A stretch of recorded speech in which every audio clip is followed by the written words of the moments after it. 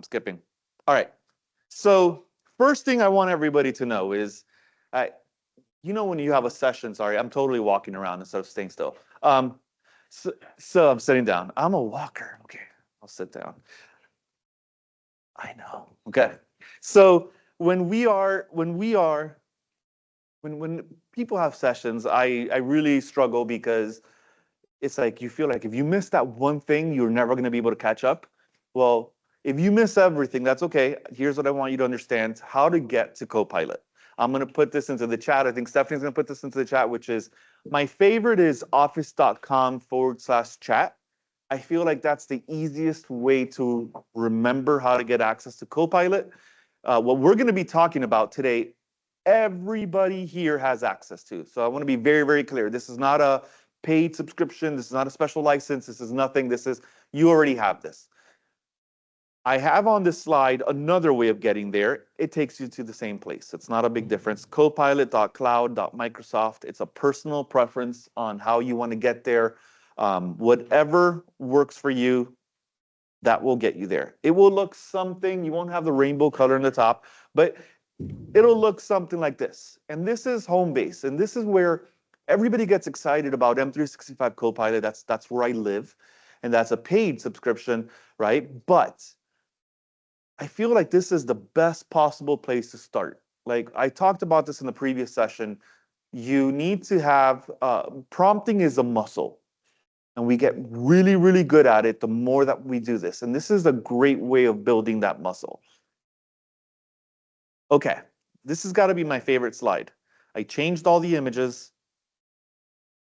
This, if you're online, don't worry. I am going to give you access to this PowerPoint, so don't feel like you have to take screenshots.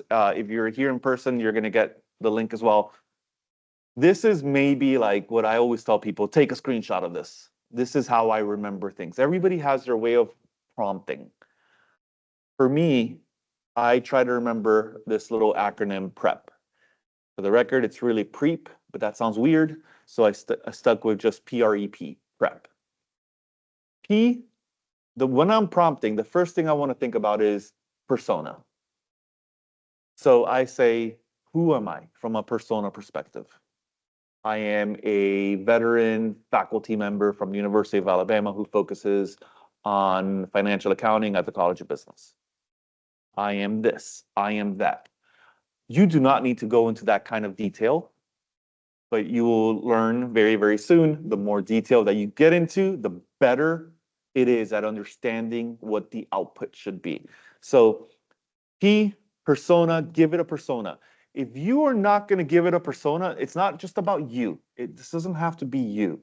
You could always say, if you want to look at things from a different angle, and you're going to write something for somebody else, describe that person. Say who that persona is. Okay. R. The R is really around the role, specifically the role of the audience. People forget this. This is the one that gets forgotten the most. They ask it a question because everybody for years, guys, we've been trained in this like Google mindset. You ask a question, here's some keywords, etc. That's it. You don't ever really say who the audience is for, and that really changes the output.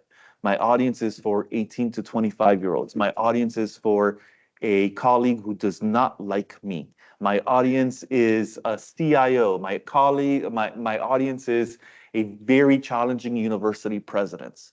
Or my audience is my best friend who I need to be a little bit more professional around. Just you name it, the whole range there. Okay, like I said, there's supposed to be 2 E's. I just went with 1.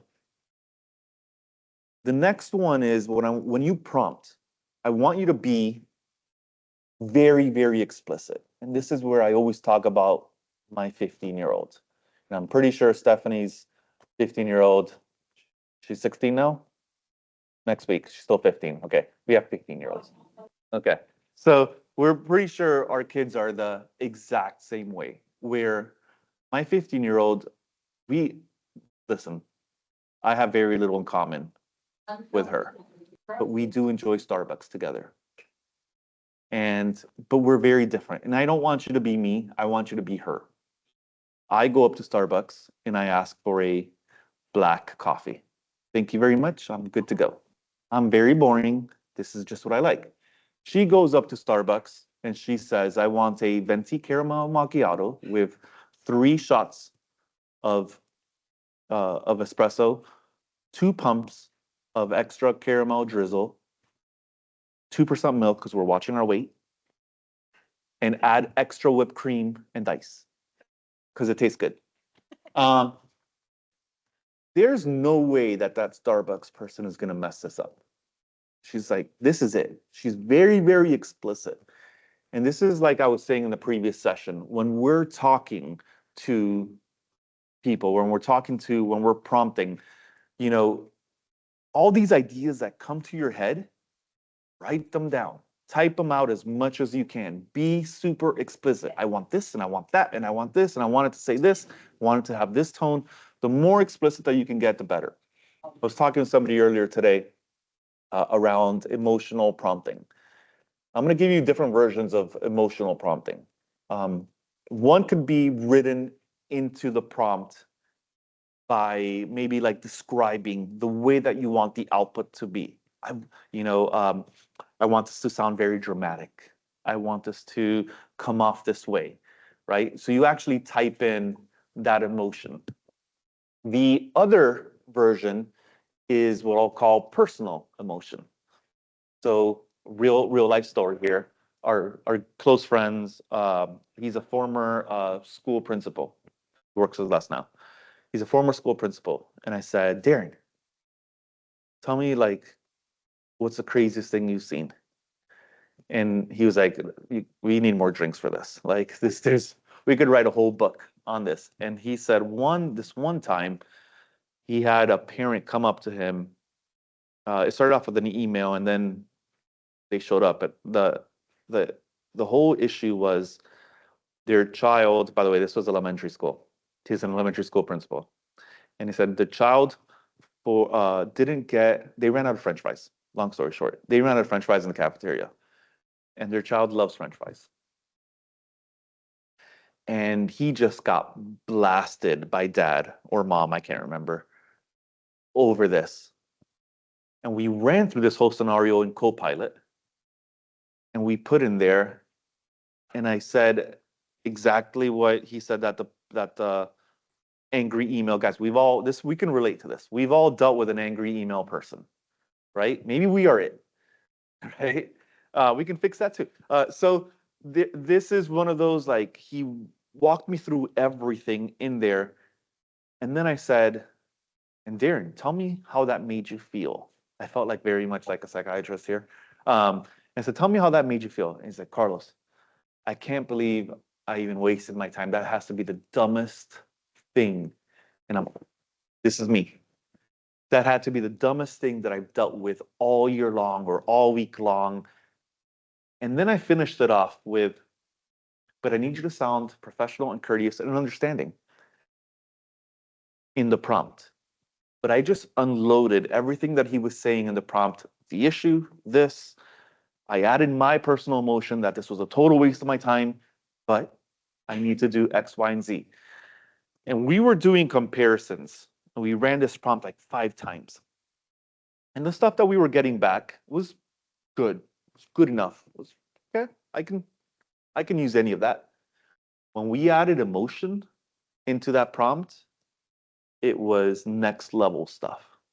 Especially when I put in there and I said, what can I go and what can I add in here to make this sound even better? And I started going over, I've called the distribution office for the French fry manufacturer. They promised me this will never happen again. We have extra French fries coming. I mean, we just went crazy with Copilot. My point here is explicit and emotion really changes everything. And I think a lot of people like me who work really, really fast forget that. So just know you're going to get better stuff. The last thing is P for parameters. So prep, if you can remember prep. The parameters is Copilot, it tries to overachieve. It wants to not just give you the answer, it wants to teach you and show you 20 ways that it got there.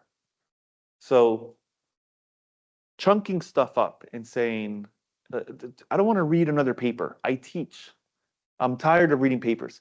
Give me what I need in 5 bullets, in 3 bullets, in a paragraph. So give it chunkable parameters, and that goes a long, long way.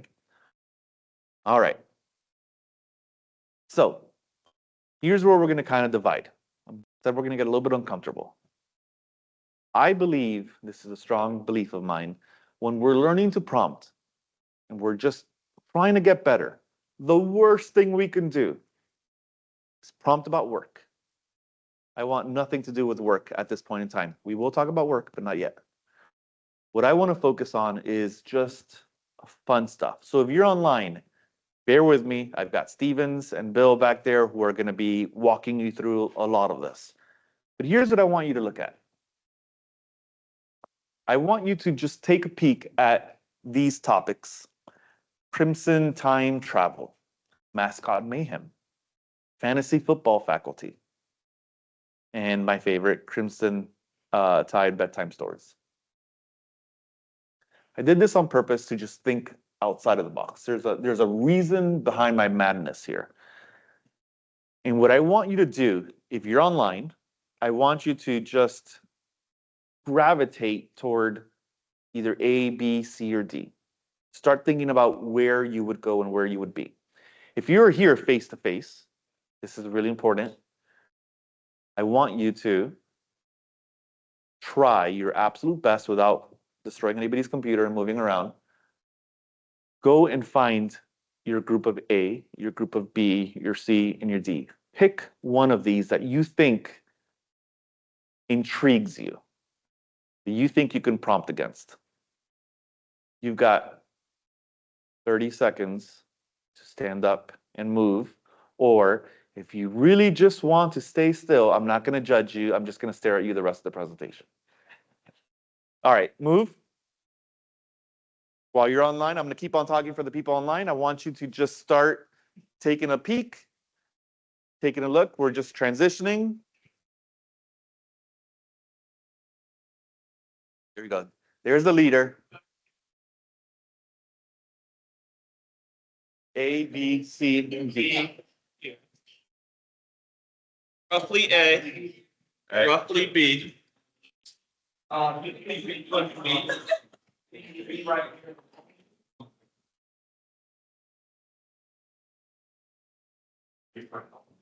Yeah, that's fine with me.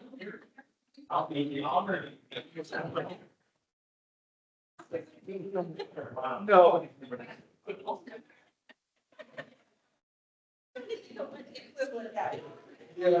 It's not. Are you B or A? Yeah. A. All right, here we go. Time's up, because we do not have that much time. And trust me when I say there's not enough time for this. Here we go. You have picked and chosen Crimson Time Travel. Where's my B? B. Mascot Mayhem, okay? I like that. C? I found that to be a little bit more of the boring side, but that's okay. Faculty, I can go with that. It's my fault. All right, and then my bedtime story, people. Okay, I'll tell you a funny story around that one later. Here we go. Here is what I want you to do. I want you to, first of all, everybody's going to have access to this PowerPoint. So let me just kind of shift really fast because I want to make sure you have access to this. So if you are online or if you are here, you definitely want to just take that URL because you're going to need it. Okay? As you do this, this URL is going to give you all of my slides. It's going to give you everything in there. So it's going to tell you exactly what group A should do, what group B should do, and C, and such on. If you're online, once again, this link will give you exactly, I want you to go to your appropriate slide. And Stephanie already put in there inside the chat, just in case she put it in there. So I'm going to walk you through the instructions really fast, group by group. Okay, so the first group, here's what I want you to look at. Crimson Tide Time Travel, okay? Your objective for this, and your goal is to prompt. You're going to basically imagine the University of Alabama in a different historical era or future scenarios. There's no guidelines. That's it. I gave you some ideas from a prompt perspective that you can do. I purposely made my prompts a little bit bad. You can do better. I want you to really think around the box, okay? Now, shifting to my B team. I really like these images, I'm sorry. Here we go. I went crazy. Here we go. Megan's not here, she would get mad at me. Here we go. Mascot Mayhem. I want you to explore the creative and humorous scenarios involving Big Al. I don't do this with students because this goes south every single time. So I want you to just think about, like, if Big Al can talk, what would he say? Where would he go? What would a day in the life be of Big Al? And I want you to absolutely go crazy on this. See, some of you are like, I should have gone that one. Okay, my faculty people. No, I think this one's kind of neat. I had this conversation with a colleague the other day, and I said to them, I said, listen, you know what we don't do enough? We don't say thank you enough. We don't say we really appreciate you. I will tell you a little bit of a quick, not going down too deep personal story. We just recently had a teammate pass away.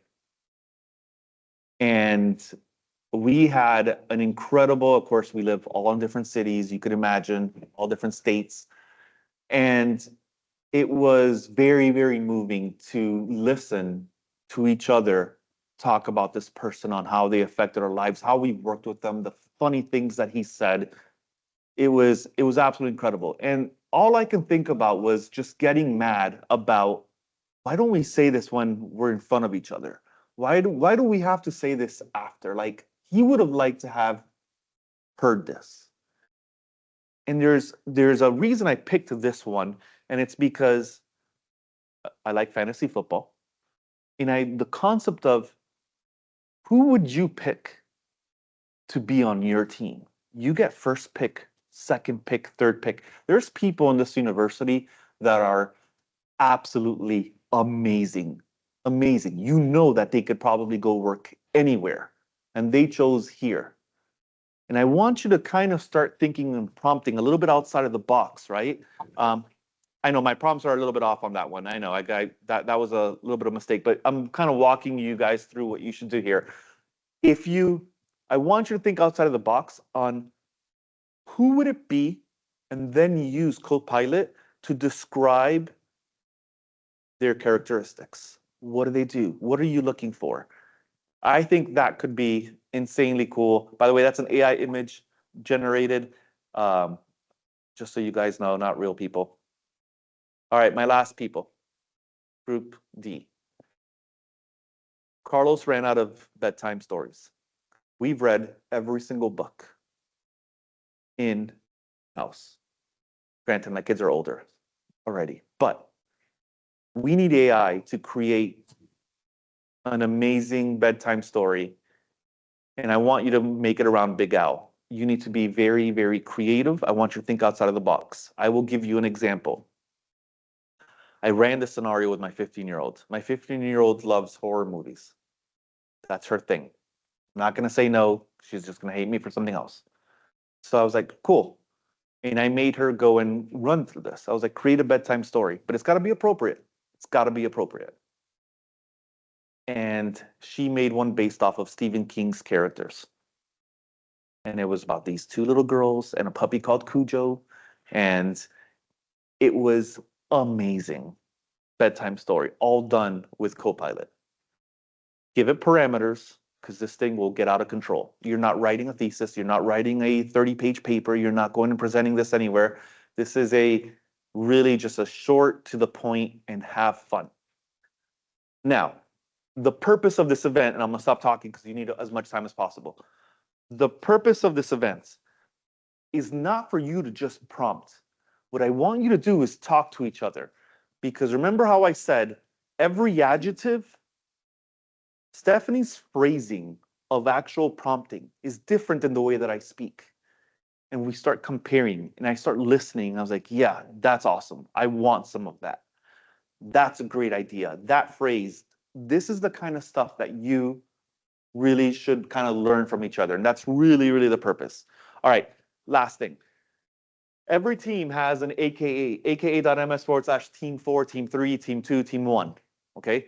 Team 1 is A, team 2 is B, team 3 C, and so on.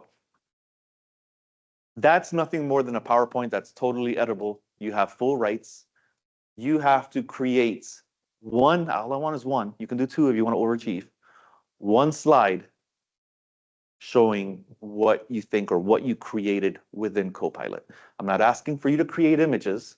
I'm trying to have you just represent the awesomeness of what you came up with. Sounds good? If you're online and you need help, what I want you to do is chat away, and I want you to go into those slides as well.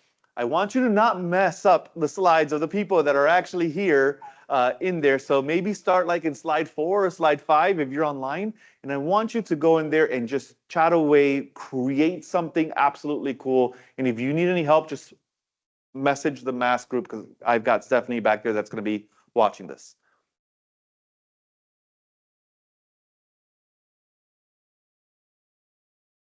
Perfect.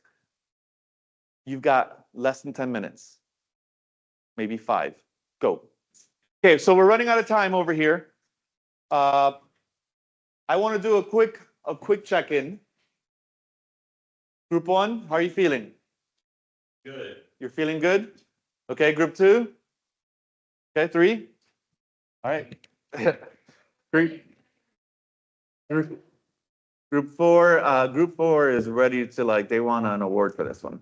Okay. I love it. I absolutely love it. Okay, so I'm gonna go and just take a quick peek. All I want to do is I want to make sure that you guys understand. The whole purpose of this, and then we'll stop. The whole purpose of this is, did you get to hear somebody talk a little bit different? Did you see the way that they were messaging or the way that they were prompting in there? Did you think about something a little bit different than you would have done? Yes? No? No, we missed the whole purpose. Okay. Yes. All right. At least I'm getting a little bit of the honesty stuff. I like that. I am curious to hear, is there anything in there? Is there anything that you want to share? Like group 1, what did you prompt against? It sounds like most of us did the what does it look like in the future for that. Let's see. The prompt I came up with was, given current emerging technology trends in AI and education, tell me what a classroom in the year 2050 looks like. Make sure to include the topics of study, layouts of classrooms, along with any possible advancements in instructional technology. And it gave me like a very long list of numbered, bulleted kind of things.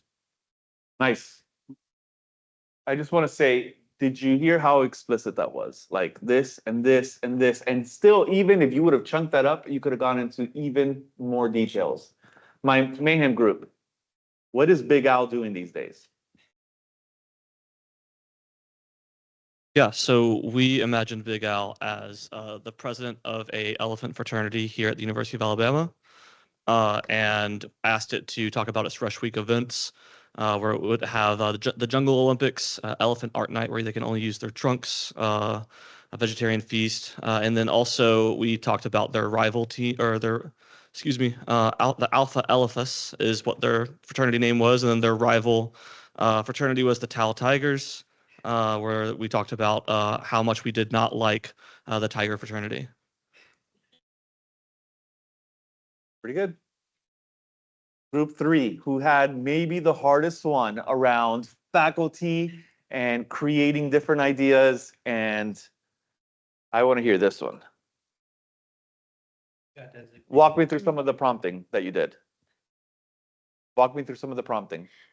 Okay, is this working? Yeah. For real? Oh, sorry. So we put in write a bio for a faculty member that is honest, collaborative, student-centered, and high achieving in their field. And it gave us a lot. So we had to ask it to be shorter and in bullet points. And it still gave us a lot, but that's what's on the slide. So honest and ethical, known for transparent communication and ethical decision making. Which one? Oh, then we also ask it to add that that the person's been here for 30 years, but it really just summarized it as celebrating 3 decades of dedicated service and commitment to the University of Alabama.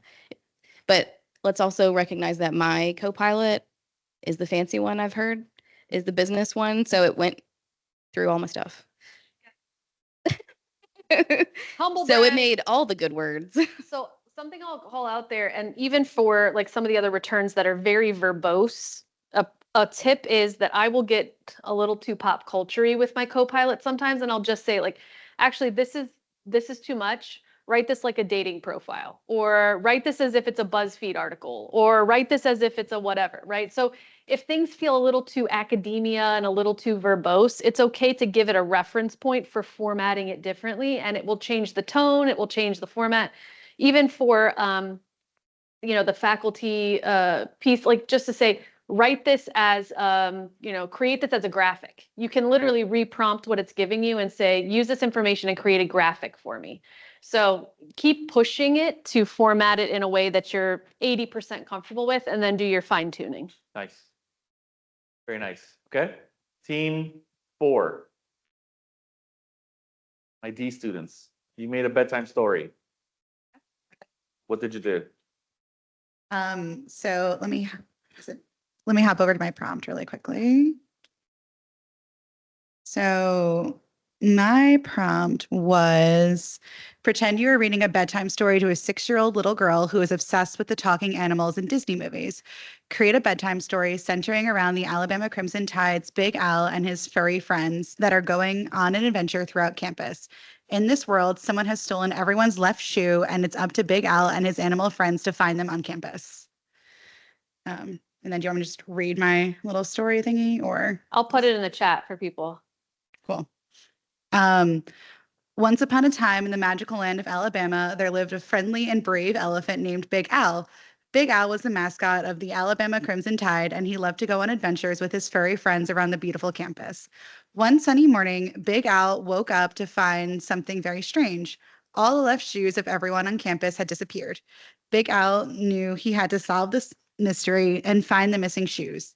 He called his best friends a clever squirrel named Sammy, a wise owl named Ollie, and a playful puppy named Paws. Let's find those shoes, Big Al trumpeted with determination.